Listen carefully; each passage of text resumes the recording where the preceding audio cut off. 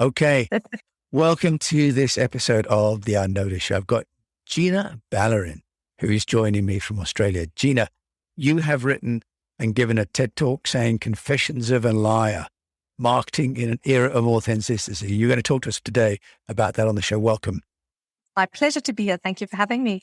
Gina, what did you mean when you gave a TED Talk saying we're all liars, marketing people are liars? And how do you help entrepreneurs to not be liars? Well, the challenge with marketing has been that we have a bit of a bad smell hovering around the name, but it shouldn't be like that. And it doesn't have to be like that. When marketing first started, it was about selling everything we possibly could sell to whomever would buy it. And that was a problem with the distribution method that was used at the time, is you put an advert on TV and you yell at everyone. The thing is, we live in a completely different world now, where it is possible to listen to our customers at scale. We don't just have to pick up a phone and call them or do a survey. We can use the internet to ask them almost any and every single question. And that means that marketers can't afford to lie because they actually just need to understand what their audience wants. And what ends up happening when marketers do this right from the beginning is that we actually start with the fundamental problem that we're solving for people. And when we're solving a problem, it means that the product or service that we're providing is great. They're happy with it. And that means that by the time comes to collect the information about whether we've done that right, it's super, super easy to get customer stories, customer references, customer testimonials, quotes that say, I love this product. And in fact, it's a no-brainer. And it becomes a circular whirl of goodness where you start with an expectation, you meet that expectation, you get, hey, that was great. That was what I expected. And it builds back into the circle of creating the new product or the new service, the new thing right at the beginning of that wheel again. Talk about it like that. It makes absolutely great sense. As an entrepreneur, you start something, you get feedback, and then you refine the product and put it back out there and it gets better and better. So why is that not happening? Do you think people are liars? And it's not just marketing people, right? It's the entrepreneurs that run businesses that have marketing take place. I think there's a lack of confidence in people in their own ability to serve their audience. And let's face it, a lot of entrepreneurs, when they first start, aren't super clear on the value that they have to add. And sadly, trial and error is required. We don't necessarily all have either the confidence or the capacity to do the audience research that we need to do. Depending on whether you look at entrepreneurs who've kind of designed an intentional product or service in mind, or whether you look at someone who's just fallen out of traditional workplaces and into working for themselves, you see a different attitude and a different approach to work and to your audience. I'm looking at investing in product design at the moment for the first time in my life. And I'm doing this very intentionally. It means I'm looking at audiences, looking at whether this product has a market, looking at whether there's a service for it. But I've been an entrepreneur for 5 years working for myself as a content marketer, someone who helps people understand words, what they mean, and how they can use them intentionally. To be honest, when starting a job that was me as an entrepreneur individually rather than me as a corporate Borg, it was a very different process. And that's when you start and go, well, I'm not going to lie about what I do because there's no need to, but you aren't really that clear on who you're helping until you know who you're not helping. Right. And, the second most common reason for a company failing, of course, is providing a service or a product that people don't want, right? Actually, first one is running out of money, and the second is not knowing what people want. So how do you help people, Gina? You talk about getting feedback at scale. And I love on this show to talk about technology. Are there some tools that you know or that you use that can help people to get feedback at scale for their products and services? That's a fantastic question. And really, it depends on where your audience is hanging out. So you have a raft of tools that are usable. Everything from free tools, including SurveyMonkey, which actually is quite advanced and sophisticated, nothing like the SurveyMonkey that first originated. Is this a yes, no answer? Rate this on a scale of 1 to 5. But there are also paid for tools. And in fact, a lot of product marketers who I know at the moment use Facebook to test hypotheses. It's even possible to use the little polls on LinkedIn to test hypotheses as well. But bear in mind that a lot of your answers depend on who you're asking. One of the great things about using a targeted methodology like Facebook, for example, is that you can be very specific about who you want to ask those questions of. And you can do the same thing to a certain extent with LinkedIn. When you use the paid for tools, they're specifically looking for the audiences that meet those criteria. In other words, the people who are your target audience in the first place. Bear in mind that if you're an entrepreneur and you're doing this on a budget and you want to target or you want to poll the audience that you have access to, that you're going to get a biased sample. So if I reach out to my friends on Facebook, they're going to tell me what I want to hear because they're friends of mine, which is why it's important to get a less biased perspective on things. Now, my experience is less in the research side of things and more in the comms side of things. So by the time I get involved or have been involved in a traditional marketing, B2B marketing and content marketing perspective, I'm assuming that the people that I write for know and understand their audience. Sadly, and this leads us back to the perception of marketing and what marketing is and what it does and what it's supposed to do. Sadly, not everyone knows who they're talking to and why they're talking to them. And you'd expect that entrepreneurs would start being less clear about this and figure it out over time. But you'd also expect that larger organization and enterprise size organizations would know the answer to this question. And the sad thing is that they still don't, decades later.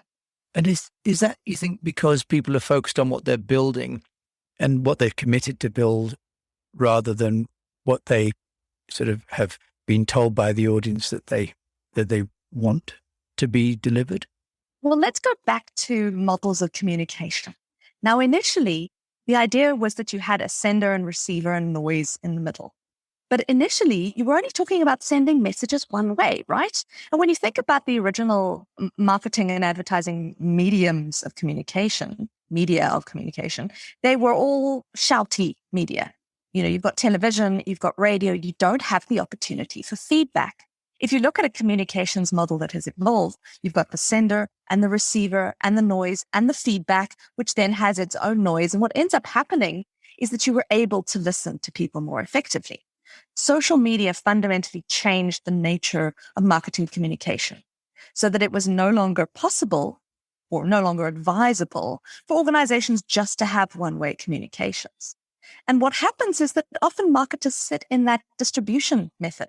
They think about how they want to get their message out there, and they don't necessarily pay as much attention to the information that comes back, which can almost be more important than the message that's getting out there in the first place. And there are, in fact, much better ways of listening to your audience, one of which is simply testing your marketing campaigns. If you're going to do an A/B test, you test one version against another version, see which ones performs better. And ironically, you are actually listening to your audience when you're sharing those messages in the first place. So from a practical point of view, Gina, you say an A/B test. For an entrepreneur who may not be that familiar, that sounds like twice the work. From a simple practical point of view, how do you do that? I mean, people say, I'll do an A/B test and then you'll find out. But how? Different headlines, different pictures? Do you need to write 2 different email newsletters? What do you have to do that test? From a practical perspective, one of the best ways to do it is not to do an A/B test before you send out a campaign, because more often than not, entrepreneurs don't have enormously large databases, which means you can't necessarily get a meaningful, reasonable sample size if you split them in half and do a true A/B test, or if you send out 10% on one instance and then 10% on the next and then 80% to the one that does the best, because we just don't have databases that give us a meaningful response. But what we can do is test over time. So for example, if you have a newsletter, you try out a certain format, and then the next time you might try it out with images instead of without images. And the next time you might try it out, well, you found that more people responded to the image version, then you'll try changing the headline format or structure. Look, a lot of it comes down to iterative, stepwise refinement, as they say in software terminology, which is basically step by step, get better and better. And to be honest, isn't that what we all do, right? As we learn what to do and what not to do. But I want to come back to the point about failure and fear, which I actually think is something that drives a lot of entrepreneurs, either the the fear of failure drives us to try and make it perfect the first time, or the fear of failure prevents us from actually doing things in the first place. So one of the most important lessons I think I can share with anyone who's trying to communicate effectively with their audience is rather try something, anything. If you get it wrong the first time, that's great because you can learn from it. If you get it wrong the second time, even better, because it means you can test and see, what did I do differently between the first and second time, and improve. So, Gina, this sort of idea of sort of at least getting out there and trying and getting and feedback is really, really powerful. I know that. And thanks for sharing that now. But you think as well that we have a fundamental problem that people can't communicate meaningfully, don't you? So what do you mean by that? Because presumably if we keep failing repeatedly, we'll just end up upsetting people. So can you give us some insight into how we fail to communicate at a kind of a basic level? Because we could solve that, right? If people are aware of it and have a mindset change. There's an old phrase that we have twice as many ears as we have mouths, in order that we might listen twice as often as we might speak. And I think people forget that. 2 ears, 1 mouth. Listen twice, speak once. And part of the problem with that is that when we're communicating, more often than not, we're communicating to be heard. We're not communicating to listen. I know I've been guilty in the past of waiting for a gap in conversation simply so I can put my point in, rather than actually trying to hear and understand what the person is saying. And one of the biggest problems is that we assume that people hear things in the same way that we are communicating them.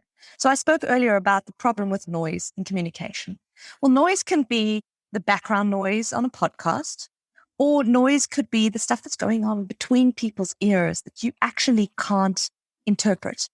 And it's much harder when you're not face to face with someone, when you can't see them, or when you're relying on cues. For example, that's why email can be so misunderstood so often. But it also happens when people have different intentions when they communicate. So I'm going to mention the DISC profile. It's quite an old tool, but it's a helpful way of categorizing people into 4 quadrants. Traditionally, they're thought of as the Ds, the dominant groups, Is are influential, S's are steady people, and C are compliant.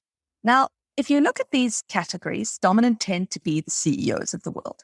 On the opposite end of the spectrum are people who are steady, stable, supportive, and sincere. When they communicate with each other, the Ds who are direct and decisive are in fundamental opposition with the S's who are slow and sensitive. It means that no matter how well they communicate with each other, the chances are they're looking to get something different out of that interaction. And so a D might feel that they've communicated really effectively if they've made a decision and if it's going ahead and processing something. Whereas the S's might feel really, really disconcerted by that conversation because they don't feel like they've been supported. They don't feel like they've been able to have the steady and consistent interaction. They don't feel like they've been heard. And so what ends up happening is a fundamental miscommunication because people don't actually understand that what they're saying is not necessarily being understood by the person who's listening to them. Right, Gina. So is that something that with your company, which is Verbalistics, if I pronounced it correctly this time, Verbalistics, is that what you're helping with, getting people to understand who they're talking to and what would be then, I guess, an authentic message? Is that how you're helping people?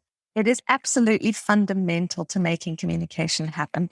Verbalistics is a content marketing agency. What we do is we make sure that people hear the right words and that the words are in the right context. But the evolution of Verbalistics is going to be about how to help people understand what meaning is for them.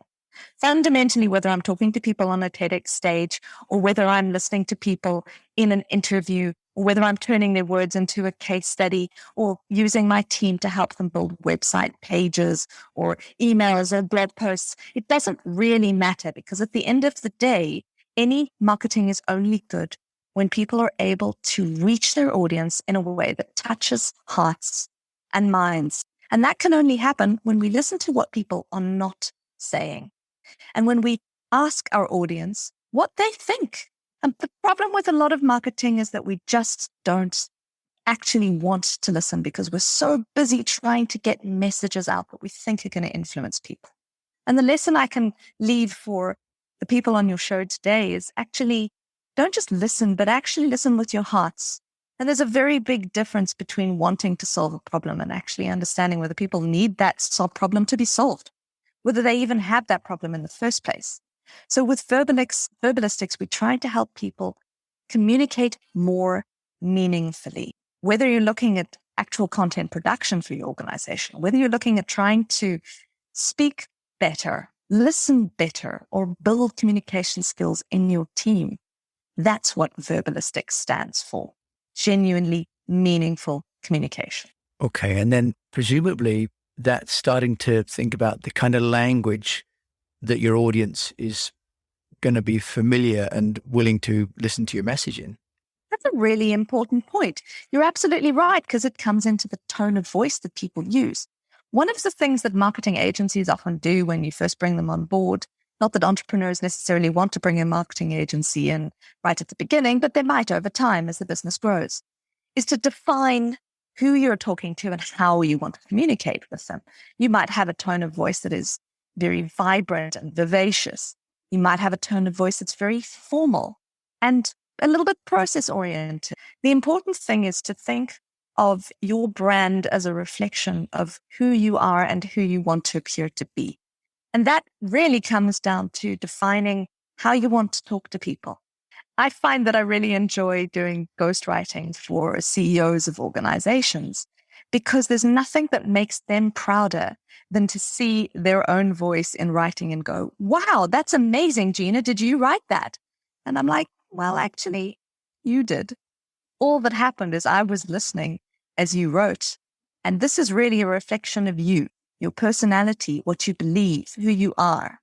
And I think if we come back to the question of honesty, really great entrepreneurs are able to be honest enough about their brand and what it stands for right at the beginning.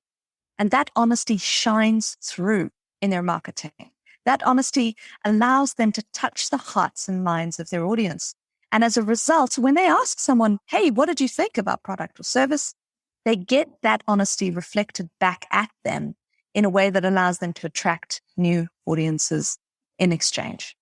So Gina, then if I can say that's about authenticity, right? About being authentic as a person, as a leader, as an entrepreneur. And Gina, what about you as an entrepreneur? How do you get your own business noticed? Obviously, you're very skillful at that. So how have you as an entrepreneur gone about getting your business noticed? Well, a lot of entrepreneurs in the software as a service space or in the B2B world actually end up working for organizations where they're part of an extended team or part of an extended marketing team. I'm fortunate in that I have clients across all of the world. And what happens is when they're delighted, they tell other people.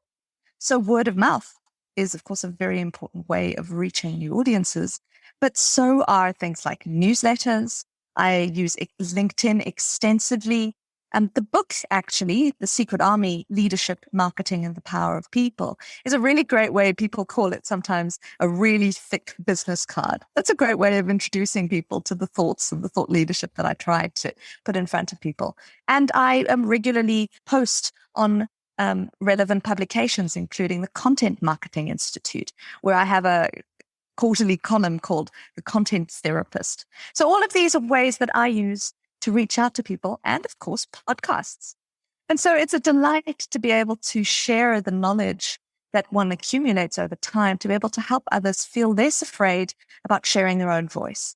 And I think if there's one thing we could teach entrepreneurs, it is to be brave and to realize that who you are and what drives you is going to drive the success of the organization. And the world, quite frankly, needs to hear more from people about what drives them, what makes them happy, what makes them angry, why they run their businesses, why they create this brand new thing in the first place. Wow, what an inspiring and great way to follow that up then, Gina. Gina Ballerin joining me all the way from Australia, from Verbalistics. Thank you so much for sharing this idea that one needs to be authentic and to take some risks, but also to be listening as much as speaking. Gina, thank you so much for letting me listen to you today. My pleasure. Thank you for having me.